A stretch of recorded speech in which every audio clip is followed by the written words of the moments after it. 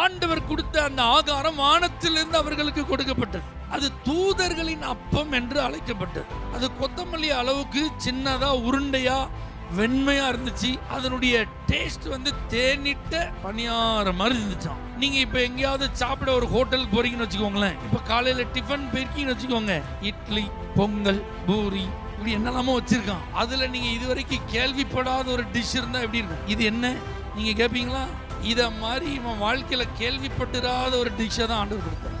அப்ப நம்ம ஆண்டவர் எப்படி தருவார்னா த பெஸ்ட்டை தருவார். நம்மளை நடத்துகிற ஆண்டவர் அவருடைய வார்த்தையை நம்பி யாரு முன்வைக்கிறாங்களோ தங்களுடைய காலை, அவர்களை சிறப்பான விதத்தில் நடத்துகிறவர், மிக நேர்த்தியாய் நடத்துகிறவர், மிக தரமான ஆசீர்வாதங்களை கொடுக்கிறவர். வாழ்க்கையில இதுவரைக்கும் இப்படி நாங்க ஒரு அனுபவம் பெற்றதே இல்லைன்னு சொல்ற அளவுக்கு நடத்துகிறவர்.